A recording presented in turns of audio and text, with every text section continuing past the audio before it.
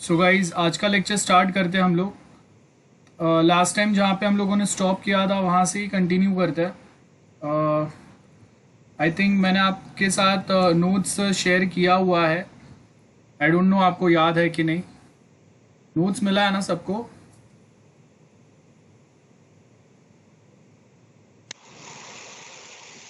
Guys,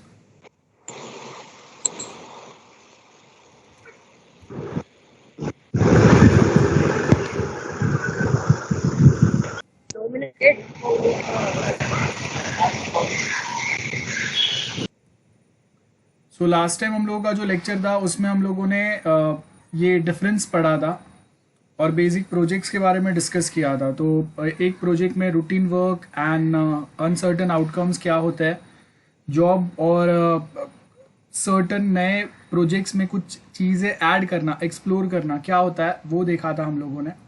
then we also done discussing about the characteristics of a project. आज हम लोग को स्टार्ट करना है कि हम लोग के जो सॉफ्टवेयर प्रोजेक्ट्स है वो बाकी क्या सारे प्रोजेक्ट्स से कौन से पैटर्न में डिफरेंट है। तो सबसे पहले अगर मैं बोलता हूँ कि हम लोग एक ब्रिज बना रहे हैं, रोड बना रहे हैं, बिल्डिंग कंस्ट्रक्ट कर रहे हैं, तो वो विजिबल होता है। तो मैं ऐसा नहीं बोल सकता कि मेरा बिल्डिंग लास्ट 6 मंथ से बन रहा है तो 70% काम कंप्लीट हो गया। सामने वाला पर्सन वो देख के बता सकता है कि कितने बिल्डिंग, कितने फ्लोर्स बने हैं। 10 में अगर 10 फ्लोर का बिल्डिंग बनाना है तो उसमें से कितने फ्लोर्स बने हैं, कितने बाकी है, ये हम लोग को इजीली पता चल सकता है। लेकिन जो सॉफ्टवेयर होते हैं वो इनविजिबल होते हैं। मतलब एक सॉफ्टवेयर का अगर मैंने आगे का पार्ट बना दिया तो इंटरनली कितना डेवलपमेंट बाकी है ये चेक करना, ये बताना बहुत डिफिकल्ट होता है। दूसरी बात कि बहुत बार हम लोग जो सॉफ्टवेयर्स की बात करते हैं उसमें कॉम्प्लेक्सिटी लेवल काफ़ी हाई होता है। सो वहाँ पे भी एग्जैक्टली हम लोग बता नहीं सकते हैं कि ये सॉफ्टवेयर हम लोगों ने ले तो लिया है, हम लोगों को लगा कि काफ़ी सिंपल होगा, लेकिन एक्चुअल में वो सिंपल है नहीं है, कितना डिफिकल्ट है ये बताना पॉसिबल नहीं है। सेम वे कन्फर्मिटी, फ्लेक्सिबिलिटी कितना होता है। तो यहाँ पे अगर आप देखेंगे contract management versus technical project management, क्या डिफरेंस होता है। कॉन्ट्रैक्ट नाम पे से पता चल रहा है एक कॉन्ट्रैक्ट साइन होता है, और यहाँ पे हम लोग क्या बोल रहे हैं, हम लोग बेसिकली बहुत बार देखते हैं कि इन हाउस हम लोग एक डेवलपमेंट कर सकते हैं। Client and developers are employed by the same organisation. Employ भी वहाँ पे ही है, क्लाइंट भी वहाँ पे ही है, और दोनों साथ में मिलकर एक ही ऑर्गेनाइजेशन के अंदर डेवलप कर रहे हैं। आउटसोर्स का मतलब क्या है कि मुझे एक प्रोजेक्ट बना के चाहिए लेकिन मैं उसको बना नहीं सकता हूँ। मेरे पास उतने स्किल्ड एम्प्लॉयज़ नहीं है, या मेरे पास उतना टेक्निकल नॉलेज नहीं है। तो वो टाइम पे हम लोग क्या करेंगे, हम लोग कोई एक थर्ड पार्टी को हायर करेंगे। So clients and developers employed by a different organisation. Project manager could भी, ये कॉन्ट्रैक्ट बेसिस पे हो सकता है पर्सन जो प्रोजेक्ट मैनेजर है, जो एक प्रोजेक्ट के लिए हम लोगों ने रखा है, नेक्स्ट प्रोजेक्ट में वो कंटिन्यू करे ना करे हम लोगों को पता नहीं है। और ये जो कॉन्ट्रैक्ट पे रहेगा ये कहाँ से रहेगा, क्लाइंट ऑर्गेनाइजेशन के साइड से, बराबर है। उसके ऑर्गेनाइजेशन में एक हम लोग का कॉन्ट्रैक्ट मैनेजर है। टेक्निकल प्रोजेक्ट मैनेजर्स जो है ये सप्लायर साइड से हो सकता है, या जो आपको सर्विस प्रोवाइड कर रहे हैं, जो आपका सॉफ्टवेयर मेंटेन कर रहे हैं, उनके साइड से हो सकता है। अब प्रोजेक्ट मैनेजमेंट में बेसिकली क्या क्या एक्टिविटीज आते हैं ये समझते हैं। तो मेनली कौन से एक्टिविटीज होते हैं, सबसे पहले होता है फिजिबिलिटी स्टडी। अब फिजिबिलिटी स्टडी जो होता है वो 3 टाइप के होते हैं। ओके वो हम लोग समझते हैं यहाँ पे।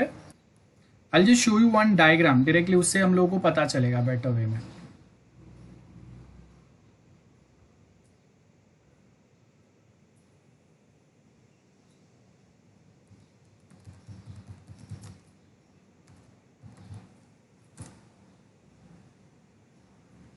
देखो we have different types of feasibility.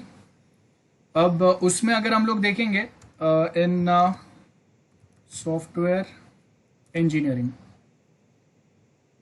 Images, so mainly हम लोग ये 3 पे फोकस करते हैं, और भी होता है लेकिन मेनली ये 3 पे फोकस करना ज़्यादा ज़रूरी है। आप चाहिए तो आप ये 5 याद रख सकते हैं। 5 फिजिबिलिटी कौन से रहते हैं, economical, operational, organisational, technical and schedule 1। लेकिन हम लोग मेनली जो फोकस करते हैं वो 3 पे करते हैं। ऑर्गेनाइजेशनल एंड शेड्यूल वाला ज़रूरी नहीं है हम लोग के पास। तो हम लोग मेनली जो फोकस करते हैं वो 3 टाइप पे करते हैं, और वो 3 टाइप होता है technical, economical and operational. Note it down. Technical, we have three types of feasibility study: technical feasibility, operational feasibility, and economical feasibility. Now, first if we talk about technical feasibility, matlab the technology which we are going to use to develop our software, that technology, whether we are comfortable with that technology or not, or if we are not comfortable, do we have enough skilled suppliers to work with or to help us to develop that technology. दोनों points आएंगे ये. So technical feasibility होता है first, उसके बाद operational feasibility. अब यहाँ पे अगर मैं सिंपली आपको यहाँ पे स्लाइड शेयर पे भी अगर बता दूं, तो देखो यहाँ पे आपको ये कैसे बता रहे. First feasibility study, cost and benefits कितने, ये फिजिबिलिटी स्टडी होता है सिंपल वे में, कि अगर इन्वेस्ट कर रहा हूं इतना, सपोज अगर हम लोग देखते हैं कि अगर मैं 10 लाख इन्वेस्ट करता हूं, अब ये 10 लाख जो मैं इन्वेस्ट करूंगा वो मुझे कितना रिटर्न देगा. इट माइट पॉसिबल कि अगर मैं बैंक में अगर 10 लाख रखता हूं, वहां से मुझे 7% इंटरेस्ट रेट मिलता है ईयरली बेस पे. तो अगर मैं सॉफ्टवेयर बना रहा हूं तो वहां पे मेरे फिजिकल एफर्ट्स भी जा रहे हैं, मुझे साथ में मेहनत भी करना पड़ रहा है, और प्लस मेरा इन्वेस्टमेंट भी हो रहा है. और आपका रिटर्न ऑन इन्वेस्टमेंट 10 लाख के ऊपर अगर वो बैंक से भी अगर कम है, सो क्यों इतना मेहनत करना है. उससे बेटर मैं जाके वो पैसा बैंक में ही रखता हूँ ना, मुझे बहुत ईजिली वहां से पैसा मिलते रहेगा. तो वो हम लोग देखते हैं. उसके आगे ये जो होता है ना, इसके बेस के ऊपर हम लोग डिसीजन लेते हैं कि हम लोगों को वो सॉफ्टवेयर बनाना है या नहीं बनाना है. तो अगर हम लोगों को लगता है कि हाँ कॉस्ट एंड बेनिफिट अपने फेवर में है, जो हम लोग इन्वेस्ट करेंगे उससे बेटर हम लोगों को उसमें रिटर्न मिल सकता है, तो वो टाइम पे हम लोग जाएंगे, एल्स हम लोग कैंसिल कर देंगे. देन अगर यहाँ पे देखेंगे कि हम लोग इससे एग्जिस्टिंग सिस्टम इजीली समझ सकते हैं, एग्जिस्टिंग सिस्टम के प्रॉब्लम्स क्या है वो समझ सकते हैं, और उसका सोल्यूशन हम लोगों के कैपेसिटी में है क्या, ये भी हम लोग समझ सकते हैं. और हम लोगों के जो प्रॉब्लम्स है वो प्रॉब्लम्स के लिए आज के टाइम पे कौन सा बेस्ट टेक्नोलॉजी मार्केट में अवेलेबल है, एंड्रॉयड, पाइथन, या फिर डेटाबेस वाइज कोई है, आर्टिफिशियल इंटेलिजेंस है, या फिर और कोई हम लोगों के जो करंट ट्रेंड्स चल रहे हैं उसमें से कोई हम लोग के पास बेस्ट ऑल्टरनेटिव अवेलेबल है, जिससे हम लोग का काम और सिंपल और एक्यूरेट हो जाए, कम टाइम में हम लोग ज्यादा काम कर सके, या हम लोग के एम्प्लॉइज कम टाइम में ज्यादा काम कर सके. ये सारे फैक्टर्स पे हम लोग फोकस करते हैं ड्यूरिंग फिजिबिलिटी स्टडी. उसके आगे अगर देखेंगे हम लोग, यहाँ पे आपको 3 टाइप के फिजिबिलिटी स्टडी बोले: टेक्निकल, ऑपरेशनल, इकोनॉमिकल.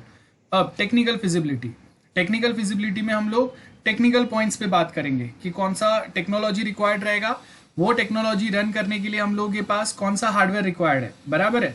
जैसे अभी सॉफ्टवेयर, मतलब मैं बोलता हूँ कि कौन से ऑपरेटिंग सिस्टम बेस्ट उसके साथ काम करेगा, और उसके बाद हम लोग के जो करेंटली कंप्यूटर्स है वो इतने कैपेबल है क्या कि हम लोग अगर टेक्नोलॉजिकल चेंजेस लेके आए तो आपके कंप्यूटर्स के ऊपर वो लेटेस्ट ट्रेंड्स वाले सॉफ्टवेयर इजीली वर्क कर सकते हैं क्या. What is the configuration. अगर आपके कंप्यूटर्स ही लो कॉन्फ़िगरेशन वाले हैं तो 10 लाख आपको कंप्यूटर सॉफ्टवेयर बनाने में डालना पड़ेगा या एप्लीकेशन बनाने में डालना पड़ेगा, और बाकी के पैसे अगेन आपको डालने पड़ेंगे अपने एग्जिस्टिंग सिस्टम्स को और अपग्रेड करने के लिए. सो वो यहाँ पे हम लोगों को देखना पड़ेगा. तो जो हम लोग टेक्निकल फिजिबिलिटी की बात करते हैं वो 3 फैक्टर्स पे रहता है. आपके पास अवेलेबल हार्डवेयर कौन सा है, सॉफ्टवेयर कौन सा है, और आपके कंप्यूटर्स जो एग्जिस्टिंग कंप्यूटर्स है उनका कॉन्फ़िगरेशन क्या है.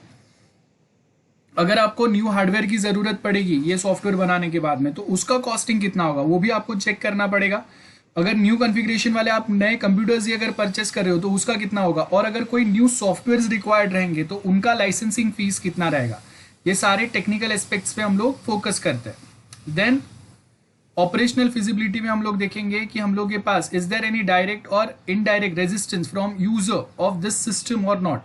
मतलब हम लोगों ने उनको बोल तो दिया आपको ये यूज करना पड़ेगा, but it might possible sometimes कि वो लोग ये नए सॉफ्टवेयर के साथ इतने फ्लेक्सिबल नहीं है, इतने कंफर्टेबल नहीं है, क्योंकि उनका पुराना सिस्टम काफी अच्छा था, काफी एक फ्लेक्सिबल था, या वो लोग सालों से वो यूज कर रहे थे तो उनको उनके शॉर्टकट्स और उन पे वर्क करने का आदत था. तो अगर वो बिना देखे भी आराम से वो उस पे टाइप कर पा रहे थे, शॉर्टकट्स ढूंढ पा रहे थे. अब आपने क्या किया, एक नया सॉफ्टवेयर लेके आए जो काफी अच्छा है, लेकिन आपने उसका लेगेसी फॉलो नहीं किया. लेगेसी फॉलो करने का मतलब है विंडोज एक्सपी जब माइक्रोसॉफ्ट ने बनाया तो उसके बाद वो लोग उसका लेगेसी फॉलो करके विंडोज 7 लेके आए। तो अगर आप विंडोज एक्सपी यूज कर रहे हो तो आपको विंडोज 7 में नए फीचर्स तो मिलेंगे, लेकिन आपको कहीं पे ऐसा नहीं लगेगा कि आप एक बहुत ही कोई नया ऑपरेटिंग सिस्टम यूज कर रहे हैं।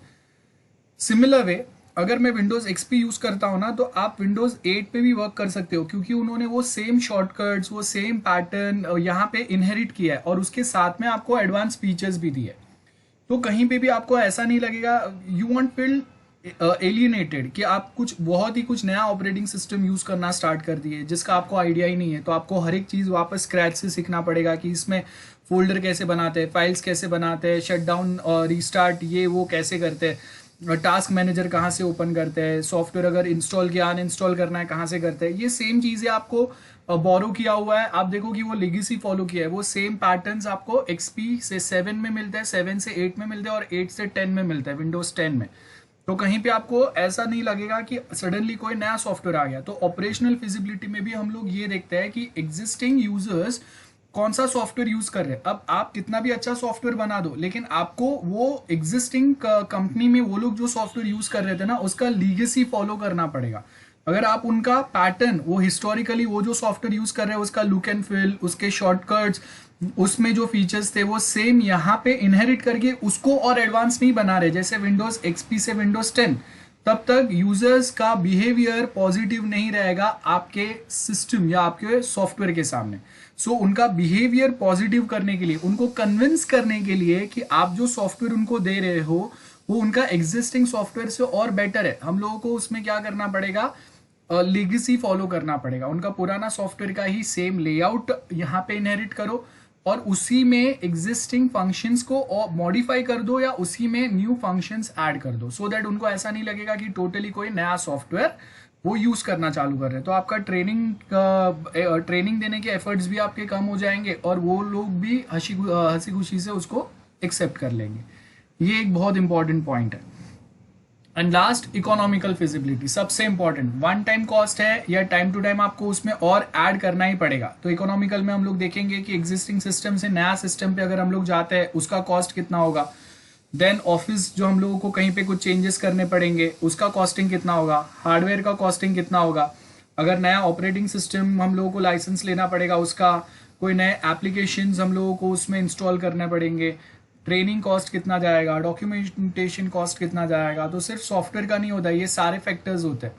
तो यहाँ पे हम लोग ये देखते हैं कि वन टाइम कॉस्ट है, वन टाइम इन्वेस्टमेंट है या बार बार थोड़ा थोड़ा इन्वेस्ट करते ही रहना पड़ेगा। ये दोनों फैक्टर्स पे हम लोग फोकस करते हैं। So that is what we mean by feasibility studies.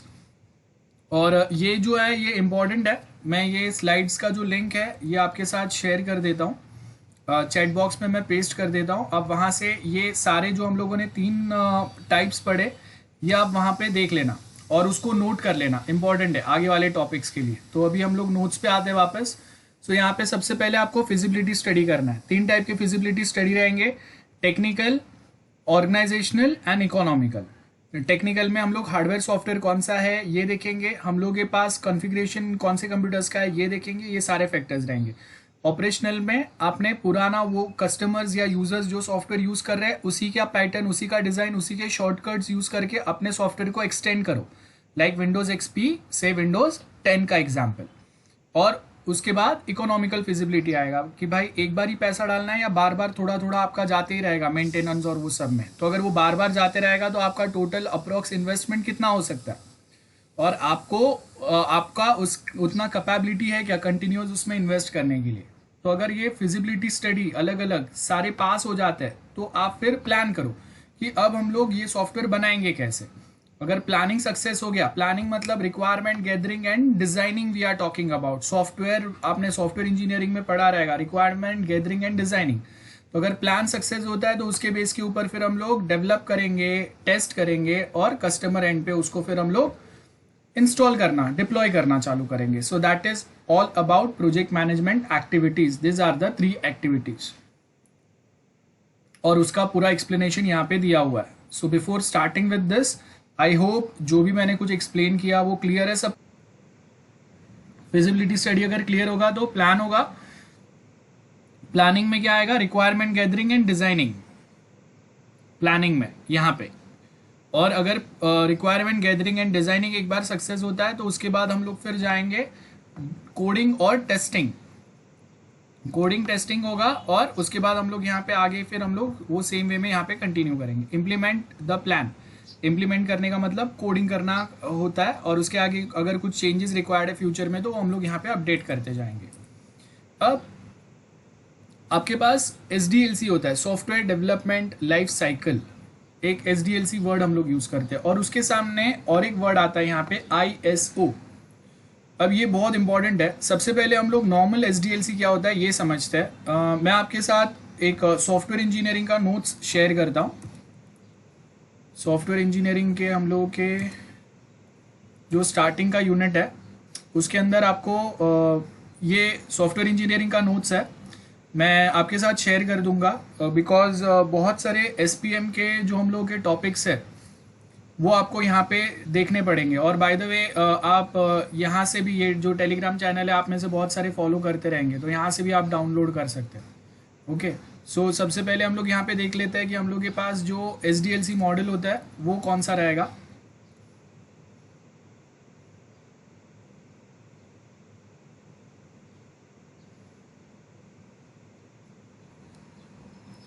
सो देखो यहाँ पे हम लोग सॉफ्टवेयर इंजीनियरिंग में ये पॉइंट्स पढ़े थे हम लोगों ने कि हम लोग के पास बहुत सारे सॉफ्टवेयर डेवलपमेंट मॉडल्स हो सकते हैं। लाइक प्रोटोटाइपिंग हो सकता है। प्रोटोटाइपिंग मतलब एक डमी बनाओ रियल बनाने के पहले, सो दैट जो हम लोग का क्लाइंट है उसको पता चलेगा कि एग्जैक्टली हम लोग क्या सॉफ्टवेयर बनाने वाले हैं। या फिर हम लोग स्पाइरल मॉडल फॉलो कर सकते हैं या वाटरफॉल फॉलो कर सकते हैं। तो सबसे जो बेसिक वाला है, सबसे बेसिक और सबसे पुराना जो है वो वाटरफॉल मॉडल है हम लोग का। तो वाटरफॉल मॉडल में बेसिकली क्या होता है, रिक्वायरमेंट गैदरिंग आएगा, उसके बेस के ऊपर डिजाइन करो, इंप्लीमेंट करेंगे, वेरिफिकेशन होगा और मेंटेनेंस होगा। सो यहां पे अगर देखेंगे this is our waterfall model. अब ये वाटरफॉल मॉडल में हो क्या रहा है, रिक्वायरमेंट एनालिसिस किया पहले हम लोगों ने। नाउ रिक्वायरमेंट एनालिसिस के बेस के ऊपर हम लोग के सिस्टम डिजाइन्स चलेंगे। अब सिस्टम डिजाइन में क्या होगा, हम लोग के पास 3 टाइप के डिजाइनिंग्स चलेंगे यहाँ पे डिजाइन के अंदर।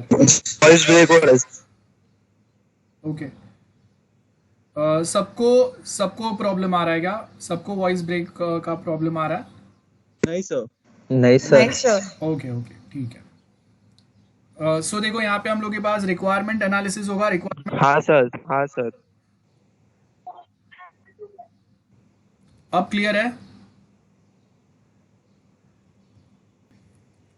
सो देखो रिक्वायरमेंट एनालिसिस रहेंगे, types of requirement gathering and analysis रहेंगे, उसके बाद सिस्टम डिजाइन रहेंगे। तो एक सिस्टम डिजाइन में हम लोग के पास वापस अलग अलग टाइप के डिजाइन रहेंगे। सो अगर मैं यहाँ पे दिखता हूँ सिस्टम डिजाइनिंग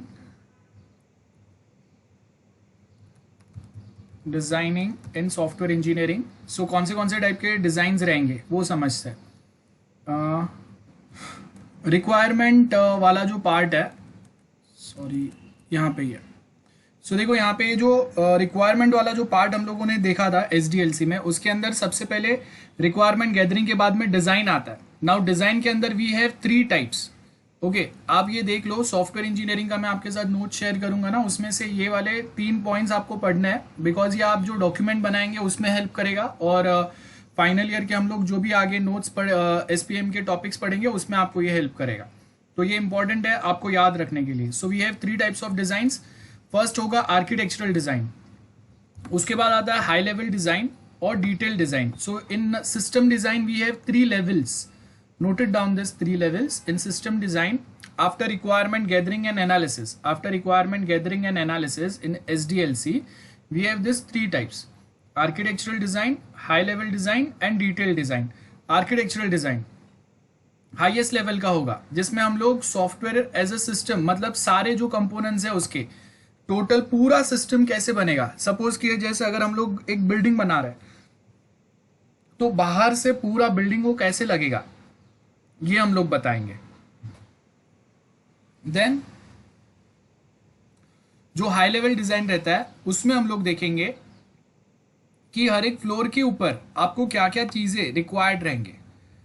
उसके ऊपर फोकस करेंगे कि फ्लोर बाय फ्लोर कहाँ कहाँ पे क्या चेंजेस होंगे। सपोज अगर 60 फ्लोर्स का बिल्डिंग है तो 4 to 5 फ्लोर्स तक सपोज पार्किंग है, तो उसका डिज़ाइन कैसे रहेगा। बीच में अगर कोई दूसरे टाइप के कुछ फ्लोर्स आ रहे हैं तो उसका डिज़ाइन कैसे रहेगा। तो फ्लोर बाय फ्लोर हम लोग डिज़ाइनिंग कैसे डिफर करेगा उसके ऊपर फोकस करेंगे। और डिटेल डिज़ाइन में इंटरनली हम लोग हर एक मॉड्यूल, समझो ये पूरा मेरा सॉफ्टवेयर है, पूरा बिल्डिंग है, या एक सपोज पूरा मैं बोल रहा हूँ कि कॉलेज का मेरा एक पूरा सा सॉफ्टवेयर है, बड़ा सा कॉलेज का पूरा बड़ा सॉफ्टवेयर है। अब तो पूरा सॉफ्टवेयर कैसे दिखेगा ना, उसका मैंने यहाँ पे एक आर्किटेक्चरल डिजाइन बनाया कि पूरा कॉलेज का सॉफ्टवेयर ऐसा दिखेगा। अब उसके अंदर मैं यहाँ पे हाई लेवल डिजाइन में क्या करूंगा कि अभी यहाँ पे मैं देखूंगा कि okay in college software we have 4 different models. एक स्टूडेंट मॉड्यूल है, एक प्रोफेसर मॉड्यूल है, एक प्रिंसिपल मॉड्यूल है और एक ऑफिस स्टाफ वाला मॉड्यूल है, अकाउंट्स वाला मॉड्यूल है। तो अब वो 4 मॉड्यूल्स कैसे लगेंगे उसका डिजाइन करूंगा। आफ्टर दैट डिटेल डिजाइन में मैं देखूंगा कि ओके चलो अभी स्टूडेंट मॉड्यूल का मेरे पास डिजाइन है, लेकिन in students again we have junior college student, degree college student, and in junior college student again we have commerce, science, arts. और उसके हिसाब से वापस क्या डिफरेंशिएशन होंगे वो जो स्टूडेंट्स होंगे उनके सब्जेक्ट्स में, रिजल्ट्स जनरेशन में, उनका अटेंडेंस में। Then same way degree students है तो अगेन डिग्री के अंदर हम लोग के पास BMS है, BBI है, BSc IT है, BCom है एंड मेनी अदर थिंग्स। और उसमें भी वापस उनका अटेंडेंस क्राइटेरिया डिफर करेगा, उनका रिजल्ट्स पैटर्न डिफर करेगा। ये इंटरनली हर एक मॉड्यूल का जो बहुत डिटेल चीज़ें रहेंगे वो हम लोग डिटेल डिज़ाइन में बनाएंगे। तो आर्किटेक्चरल डिज़ाइन एक कॉलेज का सॉफ्टवेयर बनेगा, वो पूरा सॉफ्टवेयर कैसे दिखेगा, स्टूडेंट, प्रोफेसर, प्रिंसिपल सब साथ में काम कर सकते हैं, उसका एक ओवरऑल डिज़ाइन हम लोग बनाएंगे। हाई लेवल में उसके अंदर जो मॉड्यूल्स है वो मॉड्यूल्स कौन से रहेंगे उसका डिज़ाइनिंग बनाएंगे। और ये मॉड्यूल्स के अंदर वापस क्या कौन से सब मॉड्यूल्स आएंगे और उसका क्या डिटेल रहेगा वो डिटेल डिज़ाइन में आएगा। तो अभी स्टूडेंट मॉड्यूल के अंदर वापस हम लोग के पास सब मॉड्यूल क्या है, degree college and junior college student. और अब ये जूनियर कॉलेज स्टूडेंट का जो सब मॉड्यूल है वापस उसमें 3 सब मॉड्यूल्स बनेंगे कि कॉमर्स, आर्ट्स एंड साइंस वाले। और वापस उसके अंदर हम लोगों का सेग्रीगेशन होगा क्योंकि उनका रिजल्ट, अटेंडेंस, ये वो। तो ये पूरा डिटेल जो होगा ना एक मॉड्यूल का, वापस सब मॉड्यूल, उसके वापस सब पार्ट, उसके वापस सब पार्ट, उसका डिटेल डिजाइन हम लोगों का ये 3rd पार्ट में रहेगा। तो this are the 3 types of designs. Okay, note कर लेना, we have 3 types of designs under system design, architectural design, high level design and detail design. और ये जो मैं नोट्स आपके साथ शेयर करूंगा सॉफ्टवेयर इंजीनियरिंग का SY का, उसका पेज नंबर 15 पे आपको ये डिटेल डिजाइन वाला पार्ट मिलेगा। So now if you notice जो हम लोग का सिस्टम डिजाइन है इसके अंदर 3 टाइप के डिजाइन रहेंगे, आर्किटेक्चरल डिजाइन, देन गाइस बोलो जल्दी से, आर्किटेक्चरल डिजाइन, नेक्स्ट कौन सा होगा, high level design, high level design and detail design, detail रहेंगे। बराबर है। इसके अंदर रिक्वायरमेंट एनालिसिस और गैदरिंग जो है ना, इसके अंदर आपका फिजिबिलिटी स्टडी और रिक्वायरमेंट एनालिसिस ये सब आ जाएगा। तो requirement gathering, requirement analysis and feasibility study, ये तीनों चीजें यहाँ पे कंबाइन है, याद रखना। ये सिस्टम डिजाइन के अंदर 3 पार्ट्स आ जाएंगे। सिस्टम डिजाइन के अंदर 3 पार्ट आएंगे आपके, architectural design, high level design और डिटेल डिजाइन। देन इम्प्लीमेंटेशन मतलब कोडिंग आएगा। कोडिंग के बाद हम लोगों का आएगा टेस्टिंग वाला पार्ट। टेस्टिंग के बाद हम लोग उसको सॉफ्टवेयर जो है वो जो क्लाइंट है उसके साइड पे डिप्लॉय कर देंगे, मतलब हम लोग यूजर्स यूज करना चालू करेंगे। और उसमें अगर वापस कुछ बग्स या प्रॉब्लम आता है उसको हम लोग यहाँ पे मेंटेन करते रहेंगे। तो अब हम लोग ये जो टेस्टिंग एंड डिप्लॉयमेंट है, डिप्लॉयमेंट में मैंने क्या बोला, बग फिक्सिंग, ये समझते हैं हम लोग। तो इसमें क्या डिफरेंस रहता है ना, ये समझते हैं। टेस्टिंग, कितने टाइप के टेस्टिंग अप्लाई करने पड़ते हैं, बिकॉज आपका भी जो प्रोजेक्ट डॉक्यूमेंट बनेगा आपको भी उसमें बताना पड़ेगा कि फाइनल ईयर प्रोजेक्ट आपने जो बना उसमें how many types of testing we have applied there, and as well as deployment. Deployment में बग फिक्सिंग, एरर चेकिंग, ये मैकेनिज्म्स आएंगे। और जब कभी बग्स या एरर्स मिलते हैं उसको आपको सॉल्व करना पड़ेगा आपके सिस्टम्स को बेटर बनाने के लिए। सो अब ये 2 टाइप समझते हैं। यहाँ पे तो कोडिंग ही आएगा एक सिर्फ। रिक्वायरमेंट गैदरिंग एनालिसिस में क्या बोला मैंने, रिक्वायरमेंट गैदर किया और उसके बाद हम लोगों ने रिक्वायरमेंट एनालाइज किया, और रिक्वायरमेंट जो एनालाइज किया उसके बाद आपका फिजिबिलिटी स्टडी चलेंगे। तो 3 टाइप के फिजिबिलिटी स्टडी चलेंगे यहाँ पे। कौन से 3 टाइप के फिजिबिलिटी स्टडी चलेंगे हम लोग के, टेक्निकल, ऑपरेशनल, इकोनॉमिकल। उसके बाद आएगा आपका सिस्टम डिज़ाइन। सिस्टम डिज़ाइन के अंदर 3 टाइप के डिज़ाइंस चलेंगे हम लोगों के।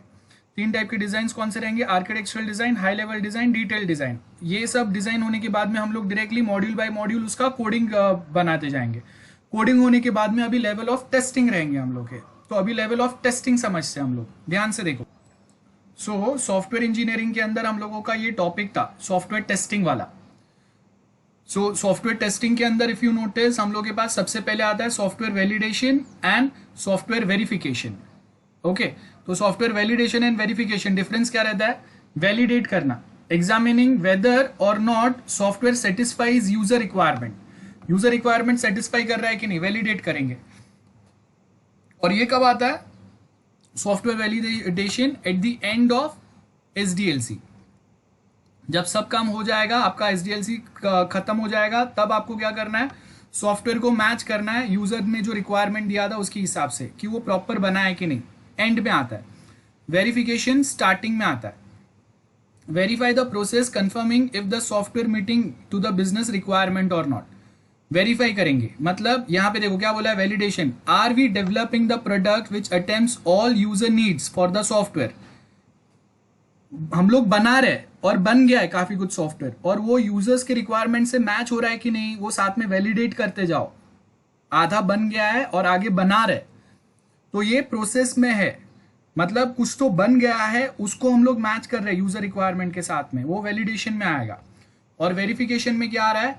Are we developing this project by firmly following और डिजाइन स्पेसिफिकेशन। ये वेरीफाई है, मतलब कहाँ पे आएगा? Developed either to a proper specification and methodology. मतलब हम लोग यहाँ पे वेरीफाई करेंगे कि हम लोग अगर डेवलपमेंट चालू करेंगे तो उसके लिए एक स्पेसिफिकली कौन से डेवलपमेंट मेथडोलॉजी, स्टैंडर्ड रूल्स, क्या हम लोगों को टाइमलाइन फॉलो करना पड़ेगा, कौन से डेवलपर्स हम लोगों को डालने पड़ेंगे, ये सब हम लोग यहाँ पे देखेंगे। तो verification ensures product being developed is according to the design specification.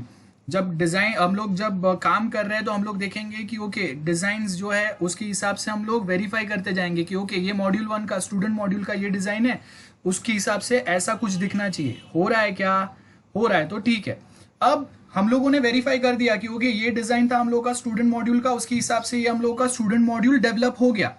अब ये वेरिफिकेशन कंप्लीट हो गया, उसके आगे अब हम लोग क्या करेंगे? अब हम लोग जो स्टूडेंट मॉड्यूल बनाया हम लोगों ने उसको वैलिडेट करेंगे। कैसे वैलिडेट करेंगे? तो हम लोग देखेंगे कि ओके यूजर ने ये रिक्वायरमेंट बोले थे कि स्टूडेंट मॉड्यूल में ये वाले फंक्शंस होने चाहिए, स्टूडेंट ऐसा कुछ काम करने के वो कर सकता है, उतना कैपेबिलिटी हम लोग के सॉफ्टवेयर में होना चाहिए। तो यूजर के जो रिक्वायरमेंट थे उसके हिसाब से ये डेवलप्ड जो स्टूडेंट मॉड्यूल है वो मैच कर रहा है क्या? कि हम लोगों ने मॉड्यूल तो बना दिया लेकिन स्टूडेंट के जो यूजर के जो रिक्वायरमेंट्स थे वो कहीं पे मैच ही नहीं कर रहे। यूजर ने कुछ बोला था और हम लोगों ने बनाया कुछ और। That should not happen. मैं आपको एग्जाम्पल बताता हूं। देखो ये सब्जेक्ट के स्टार्टिंग में हम लोग वो एग्जाम्पल पढ़ते हैं यहां पे। सो बहुत बार क्या होता है कि कस्टमर जो है ना उसके रिक्वायरमेंट्स कुछ ऐसे कि भाई हम लोगों को एक पेड़ है उसके ऊपर ऐसा कुछ एक झूला लगा के चाहिए। अब कस्टमर ने एक्सप्लेन क्या किया कि भाई ऐसा झूला लगा के चाहिए, लेकिन ये आप समझो कि भाई अगर मैं ऐसे 3 एक के ऊपर अगर 3 ऐसे रख दूंगा तो कौन बैठ ही नहीं पाएगा इस पे। अब फिर भी कस्टमर ने बोल दिया बोलने के लिए, तो जो हम लोगों का प्रोजेक्ट लीडर था जो उसके कस्टमर से डील करने गया था उसने ऐसा कुछ समझा कि भाई पेड़ के बीच में एक ऐसा कुछ उसको चाहिए। अब उसने जब आगे एक्सप्लेन किया तो डिजाइनर को क्या समझा कि भाई 2 पेड़ के बीच के में काट के ऐसा एक झूला लगाओ। प्रोग्रामर ने जब उसको डेवलप किया तो उसको ऐसा कुछ समझा। और जो बिजनेस कंसल्टेंट है जो कस्टमर के पास जाके बड़ा बड़ा बोल वचन देके उससे पैसा ले रहा है, तो वो पैसा किसका ले रहा है? वो बता रहा है कि भाई आपका एकदम परफेक्ट झूला बनेगा और उस पर हम लोग एकदम सोफा सेट आपको लगा के देने वाले, मतलब इतना कुछ बना के देने वाले। इसके हिसाब से उसने बिल चार्ज किया। अब जब प्रोजेक्ट का डॉक्यूमेंट बनाया तो प्रोजेक्ट डॉक्यूमेंट में कुछ स्पेसिफिकेशन आ ही नहीं रहा, क्योंकि हम लोगों के पास टेक्निकली करेक्ट चीजें है ही नहीं। जब हम लोगों ने ऑपरेशनली इंस्टॉल किया तो वो खाली इतना ही काम कर रहा है कि एक रस्सी दिख रहा है। अब कस्टमर को जो हम लोगों ने बिल दिया वो एक अम्यूजमेंट पार्क बनाने जितना बिल दिया हम लोगों ने। और जब सपोर्ट की बात आई तो हम लोगों को पता ही नहीं है, तो हम लोगों ने सपोर्ट देने का ही कहाँ पे आया। और कस्टमर का एक्चुअल नीड क्या था कि भाई मुझे खाली एक ऐसा टायर लगा के चाहिए जिसपे मेरा बच्चा झूला झूल सके। सो ये हम लोगों के प्रॉब्लम्स होते हैं कि जो कस्टमर बोलता क्या है, कस्टमर ने बोला ऐसा कुछ बना के चाहिए, बहुत छोटा सा रिक्वायरमेंट था, अपना वाला जो बंदा है कस्टमर ने प्रॉपर एक्सप्लेन नहीं कर पाया, तो कस्टमर के एक्सप्लेनेशन के हिसाब से ऐसा कुछ उसने गेस किया, आगे उसने समझा दो ऐसा हो गया, उसके आगे ऐसा हो गया, उसके आगे ऐसा हो गया, फाइनली बिल जो बनाने के टाइम पे हम लोग कैसे बनाने वाले तो ऐसा कुछ बड़ी बात बताई, देन फाइनली सपोर्ट ये वो बहुत ज़्यादा तकलीफ हो गया। अब इसमें होता क्या है, हमेशा हम लोगों का जब टीम चलता है ना, तो ये प्रोजेक्ट मैनेजर है, ये प्रोजेक्ट मैनेजर हमेशा पीछे से हम लोगों को गाइड करता है ना। टेस्टिंग वाले जो बंदे हैं वो बैठ के टेस्ट करते रहते हैं, ढूंढ ढूंढ के बग निकाल के देते हैं। टीम लीडर बोलेगा किसको, जो डेवलपर है उसको टीम लीडर बोलेगा। प्रोजेक्ट मैनेजर किसके ऊपर चिल्ला रहा है, ये डेवलपर के ऊपर, तो बेचारा डेवलपर की हमेशा बैंड बजती है।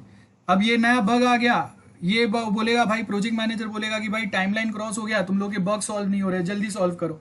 तो अब जो ऑन साइड प्रोजेक्ट मैनेजर है वो ये प्रोजेक्ट मैनेजर को चिल्ला रहा है, ये प्रोजेक्ट मैनेजर टीम लीडर पे चिल्ला रहा है, टीम लीडर जाके डेवलपर पे गुस्सा निकालता है, देन ये टेस्ट कर करके ये लोग जो नए बग निकालते हैं वो भी वापस वो डेवलपर को देता है। तो मतलब इन शॉर्ट, आप अगर श्योर नहीं हो और कोई भी प्रोजेक्ट उठा के ला रहे हो और हम लोगों को गारंटी नहीं है कि बनाना कैसे है, या if we are not enough flexible with that things, और हम लोग के पास इनफ स्किल्ड डेवलपर्स नहीं है या कम डेवलपर्स है, तो बेचारा डेवलपर की बैंड बच जाती है, इतने ज्यादा बग्स आते हैं उसमें।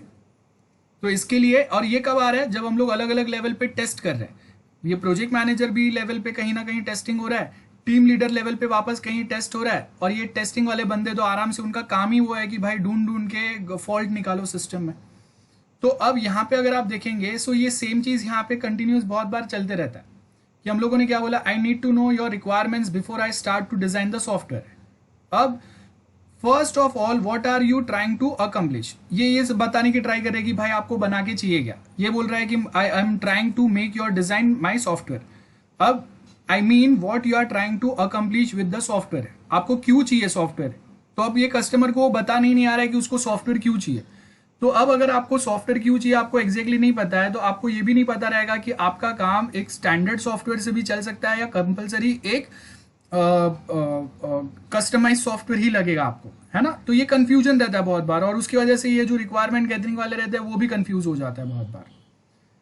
देन अगर हम लोग कोई सॉफ्टवेयर बना रहे हैं तो टेस्टिंग में हम लोग ये भी देखेंगे कि भाई टिपिकल, अगर हम लोग एप्पल प्रोडक्ट देखेंगे ऐसा कुछ दिखता है, एक छोटा सा कुछ चीज दिया है, बैकग्राउंड में कोडिंग बहुत अच्छा किया है, लेकिन यूज करने के लिए छोटा बच्चे से लेके ग्रैंड पेरेंट्स हर कोई यूज कर सकते हैं। गूगल देखो, बहुत बड़ा कोडिंग है, बहुत बड़ा एल्गोरिदम, बड़े बड़े सर्वर्स काम करते हैं, लेकिन सामने अगर हम लोग देखेंगे आपको बहुत सिंपल सा चीज दिखता है ना, anyone can easily access और anyone can easily work on this. लेकिन बहुत बार हम लोग क्या करते हैं, डेवलप करने के टाइम पे हम लोग ऐसा कचरा फैला देते हैं, और जिससे हम लोगों को बाद में पता नहीं चलता कि कौन सा चीज किधर कनेक्ट कर रहा है, कौन सा चीज क्यों ऐड किया है और वो क्यों है उधर। और इतना सब ऐड करने के बाद में जब एरर आता है ना, तो ढूंढने में हम लोग की बैंड बच जाती है। सो बेटर, हम लोग यहाँ पे क्या बोल रहे हैं, टेस्टिंग करने का मेन पर्पज होता है to make the things simple. Otherwise क्या होगा, यहाँ पे देख लो आप, फर्स्ट ईयर हम लोग थोड़ा एरर निकाल रहे हैं, सिंटेक्स एरर आ रहा है, बाद में कंपाइल एरर आ रहा है, सिस्टम एरर आ रहा है, उसके बाद समझ रहे हैं हम लोग। तो ये प्रॉब्लम नहीं होना चाहिए, इसके लिए better to make things simple, और वो कभी होगा टेस्ट करने से होगा। और टेस्टिंग ज्यादा भी, ओवर टेस्टिंग भी नहीं करना है, क्योंकि जितना आप ओवर टेस्ट करेंगे ना उतने ज्यादा बग्स निकलते रहेंगे और लास्ट में आप फ्रस्ट्रेट हो जाएंगे कि करना ही नहीं है मुझे। So that should also not happen. So यहाँ पे अगर आप देखेंगे, we have types of testing.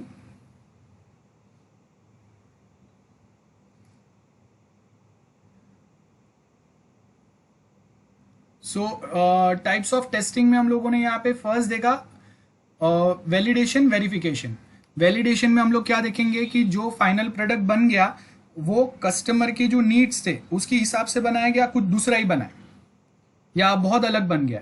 Verification में हम लोग क्या देखेंगे कि भाई हम लोगों ने जो डिजाइन बनाया था वो डिजाइन के हिसाब से ही डेवलपमेंट हो रहा है या डिजाइन से कम ज्यादा डेवलपमेंट हो रहा है, वो मैच हो रहा है कि नहीं, ये वेरीफाई करते रहेंगे हम लोग। डिजाइन अगर मेरा ये है जिसमें बोला है कि भाई 3 फ्लोर का बिल्डिंग चाहिए, तो आपके पास जो डेवलप होगा वो 3 फ्लोर का ही होना चाहिए, वो ना 2.5 फ्लोर होना चाहिए, ना 2 फ्लोर होना नहीं चाहिए, ना 4 फ्लोर होना चाहिए। जितना डिजाइन बोला है उतना ही एग्जैक्ट होना चाहिए, उतना ही साइज, उतना ही फ्लोर का, वो ही एग्जैक्ट पैटर्न का, जैसे हम लोगों ने डिजाइन बताया। वो वेरीफाई होते रहता है ना। 3 चीजें हम लोगों को समझ में आना चाहिए, एरर, फॉल्ट एंड फेलियर, क्योंकि टेस्टिंग अगर करता है तो ये 3 लेवल पे चलता है ये। ओके, नोट कर लेना, एरर, फॉल्ट एंड फेलियर 3 होते हैं, 3 चीजें होते हैं। Error, a person makes an error. Error आपके कौन से रहेंगे? सिंटेक्स एरर हो सकता है ना। 2 टाइप के एरर्स होते हैं हम लोगों के, बेसिकली आपने देखा रहेगा। या तो सिंटेक्स एरर रहेंगे जिससे आपका आपने जो प्रोग्राम लिखा है वहां पे कॉमा, सेमीकोलन, ये वो कुछ मिस्टेक हो गया है। या फिर दूसरे जो एरर रहेंगे, या तो सिंटेक्स एरर रहेंगे, that is compile time error, जो आपके प्रोग्राम को कंपाइल नहीं होने देंगे। और दूसरे रहते हैं रन टाइम एरर, बराबर है। रन टाइम एरर मतलब लॉजिकल एरर, मतलब आपने जो लॉजिक डेवलप किया है उसमें मिस्टेक है कहीं पे। तो अब क्या हो गया, ये जो डेवलपर है इसने सिंटेक्स एरर तो हटा दिया, क्योंकि वो अगर नहीं हटाएंगे तो आपका प्रोग्राम तब तक कंपाइल नहीं होना है, कंपाइल नहीं होगा तो एग्जीक्यूट नहीं होना है। तो सिंटेक्स एरर हट गए। अब हम लोग के लॉजिकल एरर्स जो है ना, जो आपने लॉजिक में मिस्टेक किया है कहीं पे, वो नहीं हटे। अब वो एक फाइल था आपका पूरा सॉफ्टवेयर का, एक मॉड्यूल में सपोज आपके 100 प्रोग्राम्स हैं, जिसको वो 100 प्रोग्राम्स को कंबाइन करके आपका एक मॉड्यूल बने। ऐसे आपके सॉफ्टवेयर में 4 मॉड्यूल्स है। जैसे मैंने बताया कि हम लोगों का जो कॉलेज का सॉफ्टवेयर है उसमें 4 मॉड्यूल्स है। एक स्टूडेंट मॉड्यूल है, प्रोफेसर मॉड्यूल है, प्रिंसिपल मॉड्यूल है, और एक जो लास्ट बचेगा वो हम लोगों का अकाउंट्स वाला मॉड्यूल है, ऑफिस वाला मॉड्यूल है। अब ये 4 मॉड्यूल्स में से जब हम लोगों ने ये फर्स्ट वाला पर्सन को पूछा कि भाई आपने स्टूडेंट मॉड्यूल में काम किया 2 प्रोग्राम्स में, स्टूडेंट मॉड्यूल के अंदर टोटल 100 प्रोग्राम्स हम लोग ऐड करने वाले हैं, जिसमें से 2 प्रोग्राम में ये बंदे ने काम किया। अब उसने सिंटेक्स एरर तो हटा दिए, बिकॉज सेमीकोलन, कॉमा, ब्रैकेट कहीं पे अगर मिसिंग है तो आपका प्रोग्राम कंपाइल नहीं होना है, तो वो उसने हटा दिया। लेकिन लॉजिकल एरर्स इसने हटाना भूल गया। तो ये जो एरर था, वो आपने जब ये एरर वाला प्रोग्राम अपना स्टूडेंट मॉड्यूल में ऐड किया तो वो क्या हो गया, वो आपका फॉल्ट हो गया स्टूडेंट मॉड्यूल के अंदर। This is the fault in student module. और ये फॉल्टी मॉड्यूल जब आप अपने कॉलेज सॉफ्टवेयर में ऐड करेंगे तो कहीं ना कहीं जाके वो आपका पूरा कॉलेज सॉफ्टवेयर को फेल करने का कैपेसिटी रखता है। फेलियर मतलब सिस्टम क्रैश हो गया, वो मॉड्यूल बंद हो गया, डेटा आना बंद हो गया, और भी बहुत सारे प्रॉब्लम्स हो सकते हैं। तो एक सिंगल प्रोग्राम में आपका एरर है, वो एरर आपने निग्लेक्ट किया, प्रॉपर टेस्टिंग नहीं कर पाए, एनी XYZ रीजन, उसकी वजह से वो क्या हो गया, that gets converted into fault in that specific sub module और अ मॉड्यूल। और ये फॉल्टी मॉड्यूल या सब मॉड्यूल जब आप अपने पूरे सिस्टम में या सॉफ्टवेयर में इंटीग्रेट करेंगे, कनेक्ट करेंगे, that leads to failure of your software.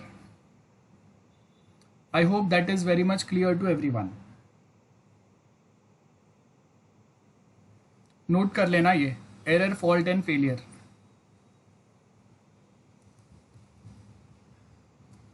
Note it down guys, error, fault and failure. Testing जो होता है वो हम लोग के अगेन 2 टाइप के हो सकते हैं, manual and automated. Manual and automated testing. Manual testing का मतलब क्या होगा कि आप खुद से इनपुट डालेंगे और वो आउटपुट आपको देगा। मैंने एक साइन अप का फॉर्म बनाया, मैं खुद से उसमें साइन अप डिटेल डालूंगा और मुझे रिजल्ट मिलेगा। अब जो हम लोगों का ऑटोमेटेड टेस्टिंग रहते हैं, इसका मतलब होता है हम लोग दूसरे टेस्टिंग टूल्स यूज करते हैं या टेस्टिंग सॉफ्टवेयर यूज करते हैं जो आपका सॉफ्टवेयर टेस्ट करने में हेल्प करेंगे। ठीक है, so we use different software और software testing tools to test our own software. तो एक सॉफ्टवेयर टेस्ट करने के लिए मैं दूसरा सॉफ्टवेयर यूज करता हूँ, उसको ऑटोमेटेड टेस्टिंग बोलते हैं। ऑटोमेशन टेस्टिंग मतलब आप एक सॉफ्टवेयर यूज करो, उसमें डाल दो, वो आपको जो भी एरर या बग है उसमें वो जनरेट करके बता देगा, आपको ज़्यादा मेहनत करने की ज़रूरत नहीं है। अब उसके आगे हम लोग के पास अगर आप देखेंगे यहाँ पे 2 मेन टाइप के टेस्टिंग रहते हैं, that is black box and white box testing. Black box मतलब अगर मैं कोई एक सॉफ्टवेयर टेस्ट कर रहा हूँ जो मैंने बनाया नहीं है, तो इंटरनल आर्किटेक्चर क्या डेवलपमेंट हुआ है, जैसे अगर मैं एक सॉफ्टवेयर बना के आपको टेस्ट करने दे रहा हूँ तो आपको नहीं पता है कि मैंने अंदर लॉजिक क्या लिखा है, मेरा अंदर एल्गोरिदम क्या है, सो उसको हम लोग ब्लैक बॉक्स बोलेंगे। आप सिर्फ इनपुट दोगे एंड आप चेक करोगे कि वो प्रॉपर आउटपुट दे रहा है कि नहीं, अंदर वो सॉफ्टवेयर में मैंने क्या डेवलपमेंट किया है, क्या एल्गोरिदम लिखा है, क्या लॉजिक लिखा है, उसका कोई आइडिया आपको नहीं है। That is what we mean by black box. White box testing का मतलब होता है इंटरनल एल्गोरिदम या जो इंटरनल जो लॉजिक है उसका पूरा आइडिया है। तो ये जो होता है ये टेस्टर साइड पे होता है। जो टेस्टर्स होते हैं सॉफ्टवेयर टेस्टर्स या कस्टमर होते हैं वो उनके साइड पे होता है, जिनको इंटरनल आर्किटेक्चर का इंटरनल क्या लॉजिक डेवलप किया उसका नॉलेज नहीं है। व्हाइट बॉक्स टेस्टिंग जो होता है ये डेवलपर एंड पे होता है। मतलब जिसने डेवलप किया उसको पता है इंटरनली उसने क्या लॉजिक लिखा है। तो अगर मैं यहाँ से इनपुट देता हूँ तो वो कौन से प्रोग्राम को कॉल करना चाहिए, वो प्रोग्राम में क्या लॉजिक लिखा है, तो वो कौन सा कंडीशन सेटिस्फाई करेगा, तो कौन सा दूसरा कोड एग्जीक्यूट होके क्या आउटपुट मिलना चाहिए, और वही सेम आउटपुट यहाँ पे मिल रहा है कि नहीं, ये पूरा हम लोग चेक करेंगे। तो दैट इज व्हाइट बॉक्स। इसको हम लोग स्ट्रक्चरल टेस्टिंग भी बोलते हैं या ट्रांसपेरेंट टेस्टिंग भी बोलते हैं। नोट करके रखना, white box testing is also called as structural testing और transparent testing. Black box testing is called as non transparent testing और बिहेवियरल टेस्टिंग। बिहेवियर मतलब आपका सॉफ्टवेयर कैसे बिहेव कर रहा है जब हम लोग अलग अलग टाइप के इनपुट्स देंगे उनको, वो हम लोग चेक करते हैं यहाँ पे। तो black box test behaviour, black box behaviour या नॉन ट्रांसपेरेंट टेस्ट भी बोलते हैं इसको, non transparent test. White box test, structural test और ट्रांसपेरेंट टेस्ट या क्रिस्टल टेस्ट बोलते हैं। क्रिस्टल मतलब कांच के जैसा क्लियर है, अंदर क्या है सब कुछ मुझे पता है, क्रिस्टल टेस्टिंग। ये दो नाम है इसके। और मैं ये आपके साथ नोट शेयर करूंगा। फिलहाल के लिए जो मैं नाम आपको अलग से बता रहा हूं ये आपको पता होने चाहिए। ओके, देन टेस्टिंग लेवल्स है हम लोग के पास। तो टेस्टिंग लेवल्स कौन से होते हैं? सबसे पहले यूनिट टेस्ट आता है। मतलब एक सबसे पहले आपने जो अपने सॉफ्टवेयर का सबसे छोटा सा यूनिट बनाया उसको हम लोग टेस्ट करेंगे, याद रखो। सो सबसे पहले आपका लेवल्स में it starts with unit testing. छोटे छोटे जो आपने यूनिट्स बनाए वो चेक करेंगे। ओके, देन वो होने के बाद में एक यूनिट को मैं दूसरे यूनिट के साथ इंटीग्रेट करूंगा। सो ये मेरा इंटीग्रेट करेंगे हम लोग इसको, तो वो आपका इंटीग्रेशन टेस्टिंग होगा। देन इंटीग्रेशन टेस्टिंग, उसके बाद में नेक्स्ट क्या होगा? ये यूनिट बनाया, मतलब मैंने एक स्टूडेंट मॉड्यूल बनाया, तो स्टूडेंट मॉड्यूल के अंदर सपोज मैंने जूनियर कॉलेज और सीनियर डिग्री कॉलेज ये दो स्टूडेंट मॉड्यूल के पार्ट बना दिए, तो ये दो यूनिट्स बन गए मेरे। तो अब मैं क्या करूंगा, जूनियर कॉलेज और डिग्री कॉलेज के दोनों स्टूडेंट्स के जो मॉड्यूल है उनको इंटीग्रेट कनेक्ट करके चेक करूंगा वो प्रॉपर वर्क कर रहे हैं कि नहीं। इंटीग्रेशन टेस्टिंग के बाद में होता है सिस्टम टेस्ट।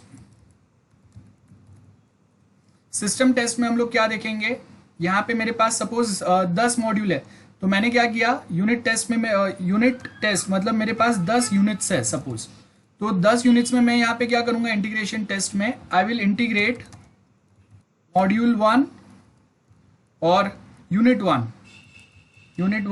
विथ यूनिट 2, और वो आपस में इजीली डेटा शेयर कर पा रहे हैं कि नहीं, कम्युनिकेट कर पा रहे हैं कि नहीं, ये देखेंगे। देन यूनिट 2 को मैं इंटीग्रेट करके चेक करूंगा यूनिट 3 के साथ में। देन यूनिट 3 हम लोग इंटीग्रेट करेंगे विथ यूनिट 1।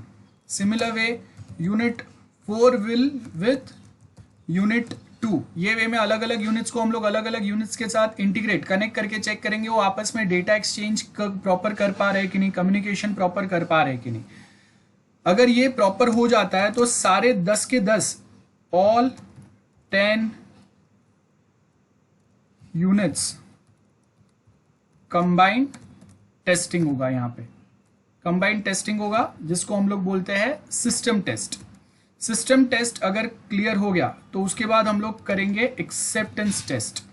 और एक्सेप्टेंस टेस्ट के आपके दो पार्ट रहते हैं। एक्सेप्टेंस टेस्ट में आपके दो पार्ट आते हैं एक्सेप्टेंस टेस्ट का। फर्स्ट होता है ब्लैक बॉक्स टेस्ट और यहाँ पे होगा व्हाइट बॉक्स टेस्ट। तो this is testing level 1,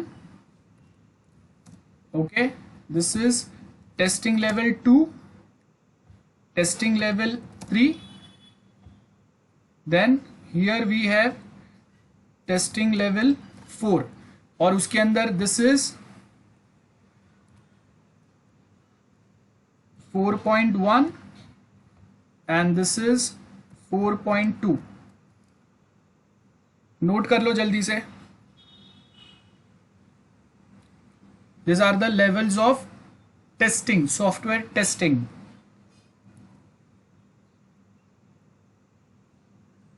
so basically same notes है, लेकिन मैंने अलग अलग वे में एक्सप्लेन किया है। तो अगर आपको अभी जो मैंने एक्सप्लेन किया वो अगर नहीं समझ में आया तो आप वहाँ पे जाके आप देखो कि मेरा दालमिया में लेक्चर चलता है, तो दालमिया का मैंने ऑनलाइन, कॉलेज का दालमिया का ऑनलाइन लेक्चर्स जो है वैसा करके मैंने वहाँ पे लेक्चर्स शेयर किए। आई थिंक 6 या 7 लेक्चर्स या मोर देन 7 लेक्चर्स हो गए रहेंगे, तो आप वहाँ से वो चेक कर सकते हैं। तो अगर यहाँ पे मैंने कुछ एक्सप्लेन किया और अगर आपको कन्फ्यूजन है तो आपका वहाँ से वो कन्फ्यूजन क्लियर हो जाएगा, ठीक है। सो अब अगर यहाँ पे हम लोग देखेंगे, अब हम लोग यहाँ पे आते हैं, अब थोड़ा कुछ आपको यहाँ पे समझ में आएगा। और उसके पहले हाँ, वन मोर थिंग, उसके पहले हम लोगों को हाँ, और एक चीज़ मैं यहाँ पे बताना भूल गया। एक्सेप्टेंस टेस्ट में हम लोग के पास 2 लेवल्स होते हैं, ब्लैक बॉक्स, व्हाइट बॉक्स जो आपने लिखा है उसके बाजू में लिख दो alpha and beta, alpha and beta test. Note it down guys, white box और ब्लैक बॉक्स के बाजू में लिख दो अल्फा एंड बीटा।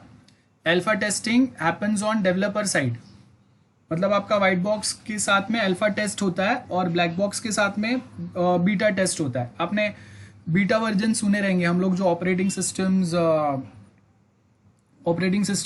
आपने एंड्रॉयड के ऑपरेटिंग सिस्टम्स के बीटा वर्जन आते हैं, बहुत सारे दूसरे सॉफ्टवेयर हम लोग यूज़ करते हैं उसके बीटा वर्जन आते हैं, आपने वो सुना रहेगा। सो यहाँ पे हम लोग के पास 2 टाइप के टेस्ट है, alpha test and beta test, या alpha testing and beta testing. Alpha testing happens on developer side, जो जिनको इंटरनल सिस्टम का नॉलेज रहता है। तो सपोज कि अगर मेरे डेवलपर्स है, developer themselves try to use that software in their working environment and try to find कि अगर यूजर्स अगर इसको यूज करेंगे तो उनको क्या प्रॉब्लम्स आ सकते हैं।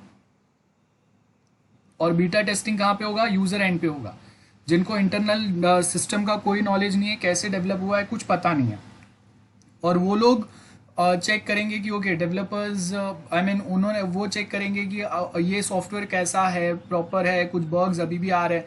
अगर नंबर ऑफ बग्स बहुत लिमिटेड है तो फिर इसका ओरिजिनल, ये सॉफ्टवेयर का ओरिजिनल जो वर्जन है वो मार्केट में लॉन्च हो जाता है बीटा वर्जन के बाद में। तो अल्फा वर्जन होता है वाइट बॉक्स के साथ में जाएगा, बीटा वर्जन होता है ब्लैक बॉक्स के साथ में जाएगा।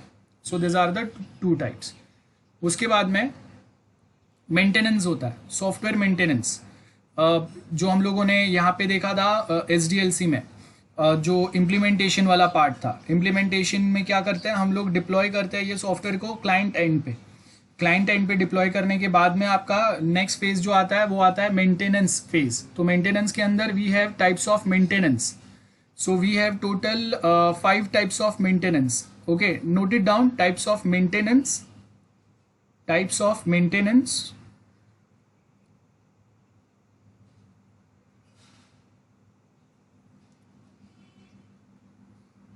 मेंटेनेंस का मतलब क्या होता है? एग्जिस्टिंग सॉफ्टवेयर को आप देखो कि अगर मैं उसको स्टार्टिंग में 1-2 महीना यूज कर रहा हूं तब वो स्मूथ चल रहा है, बट आफ्टर दैट जैसे जैसे उसके ऊपर लोड बढ़ रहा है तो I might be facing some problem.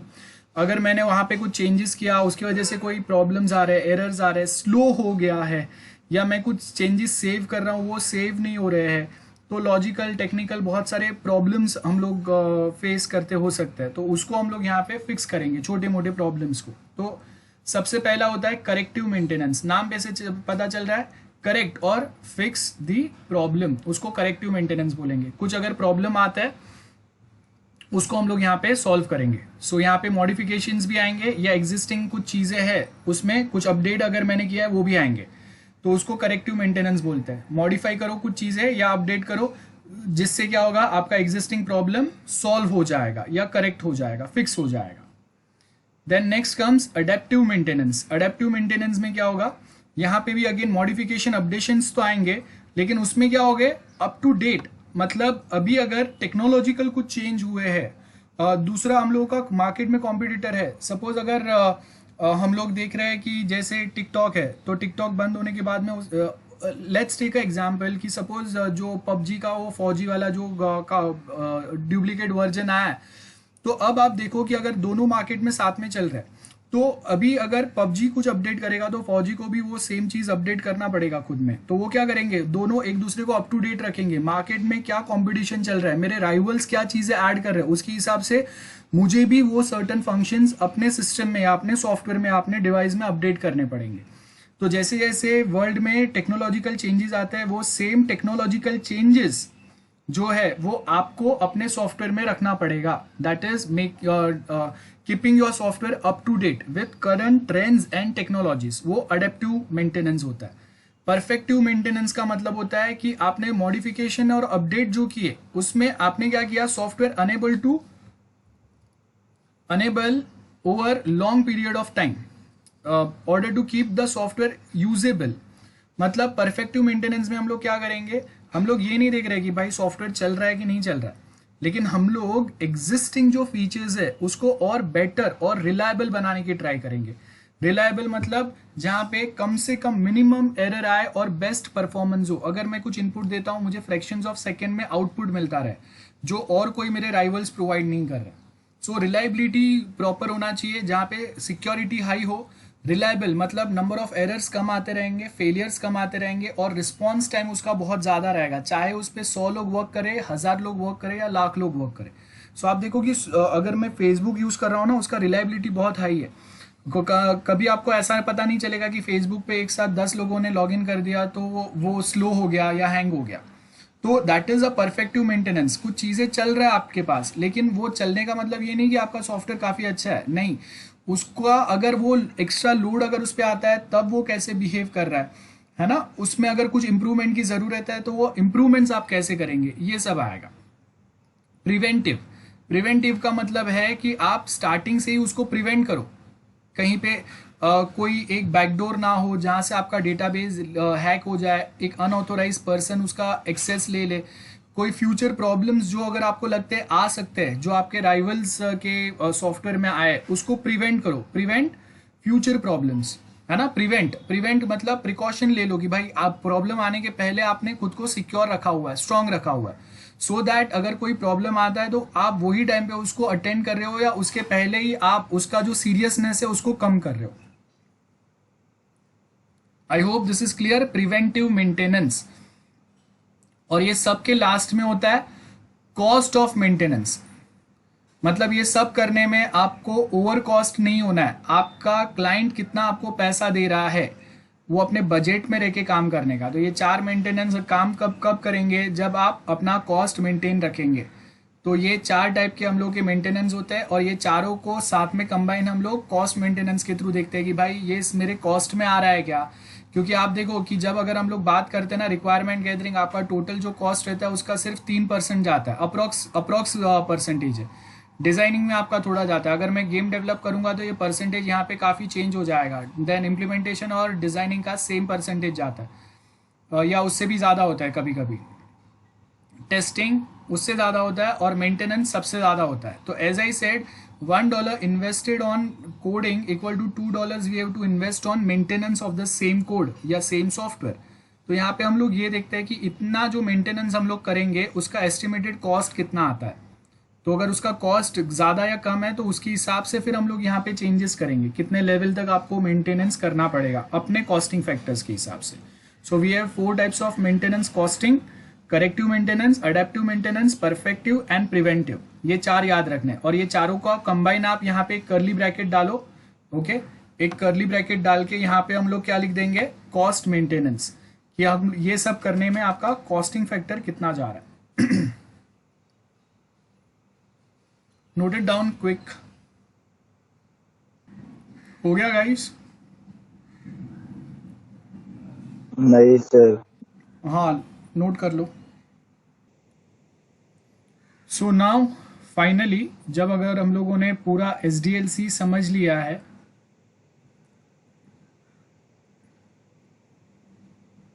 like as you can see here and requirement वाला जो पार्ट है, here we have requirement gathering, requirement analysis and as well as feasibility study. There are 3 types of feasibility study जो हम लोग यहाँ पे use करते हैं, और वो कौन से रहेंगे, technical, economical and operational feasibility. उसके बाद में डिजाइन का, तो यहाँ पे अगर डिजाइनिंग देखेंगे हम लोग तो डिजाइन में आपका जो सिस्टम डिजाइन रहेगा इस डिजाइनिंग में, जिसमें आपके 3 टाइप्स रहेंगे, आर्किटेक्चरल डिजाइन, देन आपके उसके अंदर हाई लेवल डिजाइन रहेंगे, डिटेल डिजाइन रहेंगे। Implementation sir PDF.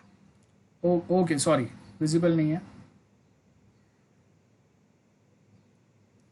हाँ, सो देखो यहाँ पे रिक्वायरमेंट के अंदर आपके रिक्वायरमेंट गैदरिंग, रिक्वायरमेंट एनालिसिस और फिजिबिलिटी स्टडी होगा। फिजिबिलिटी स्टडी 3 टाइप का होगा, जहाँ पे technical, operational and economical 3 feasibility studies रहेंगे। डिज़ाइन के अंदर आपके सिस्टम डिज़ाइन रहेंगे। सिस्टम डिज़ाइन के अंदर आपके 3 टाइप के डिज़ाइंस आएंगे, जहाँ पे एक आपका आर्किटेक्चरल डिज़ाइन रहेगा, उसके बाद में हाई लेवल डिज़ाइन रहेगा और सिस्टम डिज़ाइन, डिटेल डिज़ाइन रहेगा। उसके बाद इम्प्लीमेंटेशन दैट इज कोडिंग आएगा।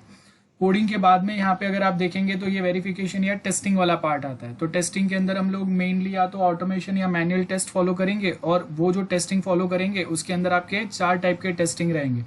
यूनिट टेस्ट होगा, इंटीग्रेशन टेस्ट होगा, सिस्टम टेस्ट होगा और एक्सेप्टेंस टेस्ट होगा। एक्सेप्टेंस टेस्ट के अंदर वापस आपके 2 पार्ट आएंगे, ब्लैक बॉक्स टेस्ट या alpha test, sorry black box test या बीटा टेस्ट बोलेंगे उसको, व्हाइट बॉक्स टेस्ट को हम लोग बोलेंगे अल्फा टेस्ट। सो ये आपके डिफरेंट टाइप्स रहेंगे। और उसके बाद मेंटेनेंस आएगा। मेंटेनेंस के अंदर अगर हम अगेन हम लोगों के 4 टाइप के मेंटेनेंस रहेंगे, करेक्टिव, देन बोलो जल्दी से, करेक्टिव, अडेप्टिव, परफेक्टिव एंड बोलो मेंटेनेंस। 4 टाइप के मेंटेनेंस कौन से? प्रिवेंटिव। Very good. सो ये आपके टाइप्स है। तो ये जो भी हम लोगों ने पढ़ा, प्रिवेंटिव। यस, तो ये जो भी हम लोगों ने पढ़ा है ये डिटेल आप डायग्राम बना के रखना। Requirement gathering, requirement analysis, okay, note कर लो जरा आप आराम से, एक डायग्राम नोट कर लो जल्दी से। क्या होगा? रिक्वायरमेंट गैदरिंग, रिक्वायरमेंट एनालिसिस, उसके नीचे आएगा फिजिबिलिटी स्टडी। नोट करते जाओ, वाटरफॉल लाइन बाय लाइन नीचे नीचे लिखते जाओ। सबसे ऊपर आएगा रिक्वायरमेंट गैदरिंग, उसके बाद आएगा रिक्वायरमेंट एनालिसिस, उसके बाद आएगा फिजिबिलिटी स्टडी। और वो आपका जो फिजिबिलिटी स्टडी है वो आप 3 टाइप में डिवाइड करके बताओ। 3 टाइप में feasibility study gets divided in 3 parts. यहाँ पे आपका होगा operational feasibility, technical feasibility and economical feasibility. तो ये 3 टाइप आपके फिजिबिलिटी के होने के बाद में यहाँ पे हम लोगों का डिजाइन वाला पार्ट आएगा। देन डिजाइन वाला part again gets divided in 3 parts. कौन सा 3 पार्ट रहेंगे? सिस्टम डिजाइन के अंदर, डिजाइन या सिस्टम डिजाइन लिखो, सिस्टम डिजाइन, जिसके अंदर वापस 3 पार्ट रहेंगे। यहाँ पे आपका आएगा आर्किटेक्चरल डिजाइन, देन उसके बाद आएगा सेकेंड लेवल पे आपका आएगा हाई लेवल डिजाइन, और थर्ड लेवल पे आएगा डिटेल डिजाइन। ये डिजाइनिंग वाला पार्ट होने के बाद में देन वी हैव कोडिंग वाला पार्ट। कोडिंग वाला पार्ट होने के बाद में देन वी हैव वेरिफिकेशन या टेस्टिंग। सो टेस्टिंग के अंदर वापस आपके 4 लेवल्स आएंगे। टेस्टिंग के अंदर we have 4 levels, okay, 4 levels are there in testing. कौन से 4 लेवल्स रहेंगे? Unit test, integration test, system test, acceptance test. Then acceptance test के अंदर अगेन 2 पार्ट आएंगे, white box and black box. White box that is called as, white box called as alpha test, black box is beta test, और उसके दूसरे नाम भी हम लोगों को पता है। और एक्सेप्टेंस टेस्ट का मतलब है यूजर जो है वो आपका सॉफ्टवेयर एक्सेप्ट कर रहा है कि नहीं। तो अगर वो आपने लेगेसी फॉलो किया है, सिंपल बनाया उनके लिए यूज करने के लिए, यूजर फ्रेंडली बहुत ज्यादा है, और उनका जो काम है वो बहुत लिमिट तक अगर कम कर रहा है, तो जो एक्सेप्टेंस टेस्ट है वो बहुत इजीली क्लियर हो जाएगा। सो ये आपका है। और लास्ट में आपके मेंटेनेंस आएंगे। मेंटेनेंस के अंदर वापस 4 पार्ट आएगा, corrective maintenance, adaptive maintenance, preventive maintenance, और 4th वाला कौन सा था? Perfective maintenance. और ये सब मेंटेनेंस करने के टाइम पे हम लोगों को क्या ध्यान में रखना है? चारों कंबाइन करके कॉस्ट ऑफ मेंटेनेंस आपका कितना होता है। ये आपका पूरा वाटरफॉल है जो आपको SY लेवल पे पढ़ना चाहिए था, जो अगर आपने नहीं पढ़ा है तो अभी हम लोग TY में SPM में पढ़ रहे हैं। हो गया?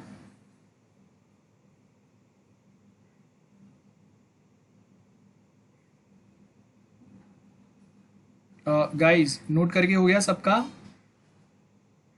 Yes sir.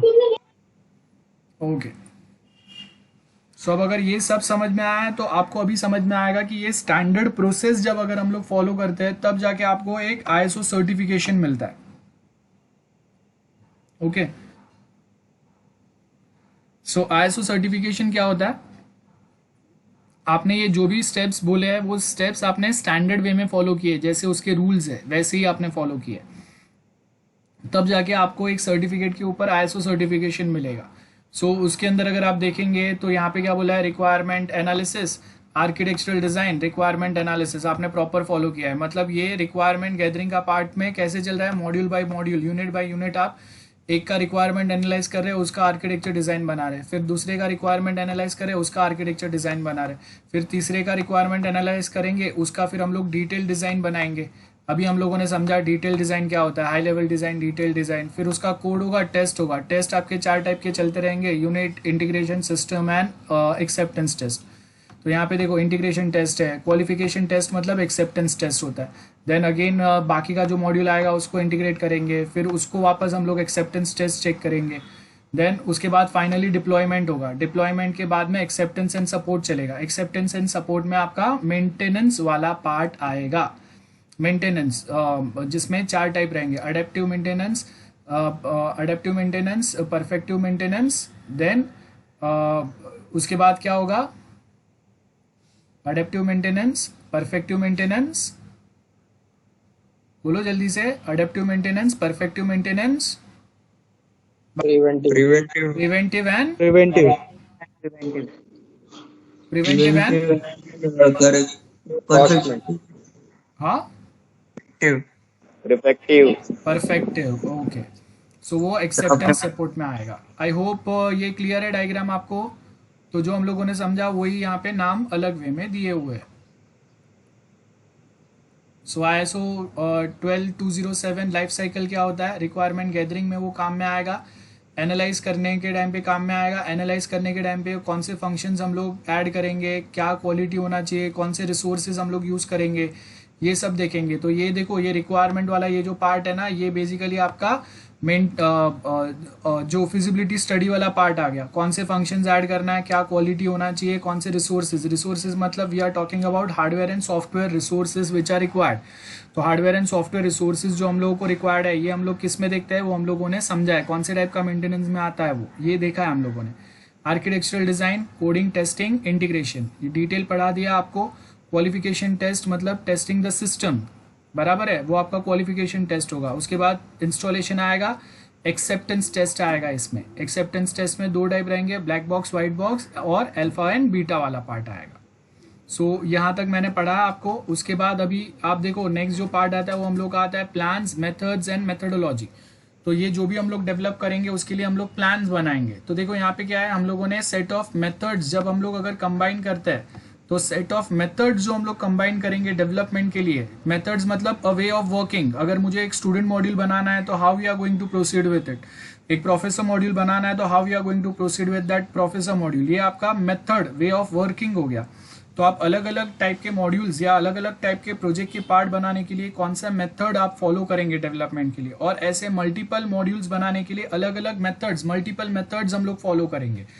तो ये मल्टीपल मेथड्स को कंबाइन हम लोग बोलते हैं मेथडोलॉजी। मतलब सेट ऑफ मेथड्स आप जब कंबाइन करते हैं that is called as methodology. और ये जो सेट ऑफ मेथड्स है इसको आप कौन से टाइम में, कितने लोग, कहाँ पे, कैसे बनाएंगे, ये पूरा जो एक प्लान चलता है, एक टाइम टेबल वाइज चलता है।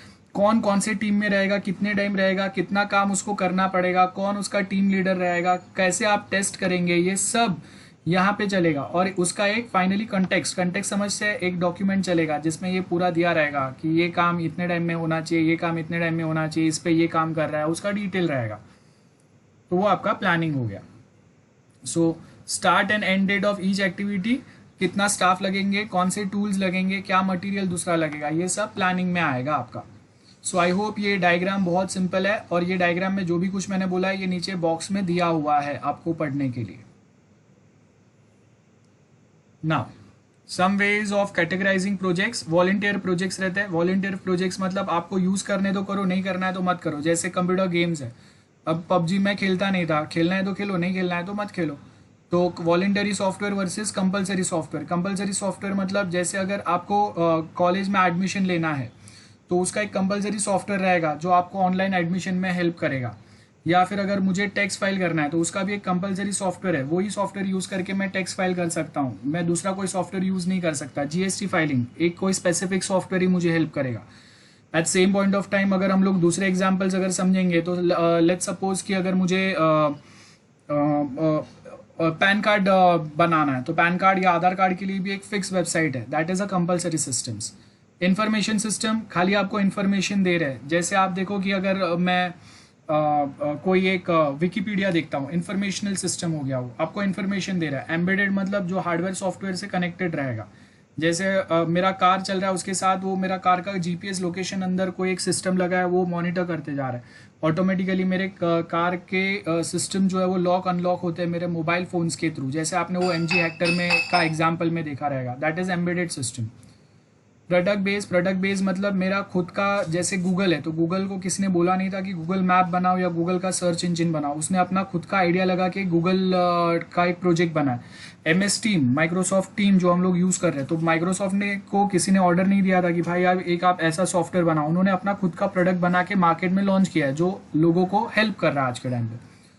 ऑब्जेक्टिव बेस्ड मतलब कोई एक कंपनी या क्लाइंट ने आके आपको बोला कि भाई ऐसा कुछ मुझे चाहिए तो आप बना के दो, तो उसके स्पेसिफिक ऑब्जेक्टिव रहेंगे, वो ऑब्जेक्टिव को फुलफिल करके आप उसके लिए कस्टमाइज सॉफ्टवेयर बनाएंगे, that is objective based. Next होगा प्रोडक्ट डेवलपमेंट। कैसे होगा प्रोडक्ट डेवलपमेंट? मतलब इन हाउस हम लोग अपने ही डेवलपर्स को बुला के अपने ही लोगों के पास डेवलपमेंट कराएंगे, और अगर हम लोग के डेवलपर्स उतने स्किल्ड नहीं है तो फिर हम लोग कोई थर्ड कंपनी को ये प्रोजेक्ट दे देंगे। जैसे इंडिया में मोस्ट ऑफ जो कंपनीज चलते हैं उनके पास प्रोजेक्ट जो आते हैं वो यूएस, यूके, ऑस्ट्रेलिया वहाँ से आते हैं, तो उनके वहाँ पे कंट्री में उनको वो महंगा पड़ता है डेवलपमेंट, या उनके पास इतने स्किल्ड डेवलपर्स नहीं होते, तब वो लोग इंडिया में अपने प्रोजेक्ट्स आउटसोर्स करते हैं, इसको आउटसोर्सिंग बोलते हैं। और ये जो भी कुछ मैंने बड़बड़ किया अभी तक उसका पूरा एक्सप्लेनेशन आपको यहाँ पे मिलेगा, और उसके साथ में एक रेफरेंस बुक है, वो रेफरेंस बुक में ये एक्सरसाइज पे जाएंगे तो आपको और उसके अलग से एग्जाम्पल्स भी मिल जाएंगे। सो टाइप्स ऑफ सॉफ्टवेयर प्रोजेक्ट। एक सॉफ्टवेयर प्रोडक्ट जो हम लोग डेवलप कर रहे हैं तो वो एक जेनरिक टाइप का हो सकता है। जेनरिक सॉफ्टवेयर आपको पता है फ्री वाले होते हैं ना, लाइसेंस, जेनरिक लाइसेंस के साथ में आता है। दूसरे वर्टिकल टाइप होते हैं। वर्टिकल टाइप मतलब उसमें कुछ ना कुछ वर्टिकल डेवलपमेंट चलते रहते हैं, हम लोग अलग अलग उसमें ऐड करते जाते हैं।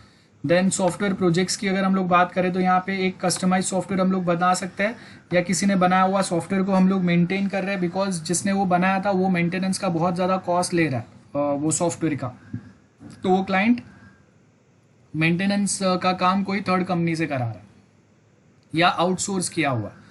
तो ये जो भी हम लोगों ने समझा वही सेम यहाँ पे दिया हुआ है। और आई होप यहाँ तक कोई डाउट्स नहीं होने चाहिए। अब मैं ज़्यादा आज नहीं पढ़ा रहा हूँ, यहाँ तक हम लोग रखते हैं, इसके आगे आपको कुछ डाउट्स है तो पूछो। आज के लिए इतना बस है।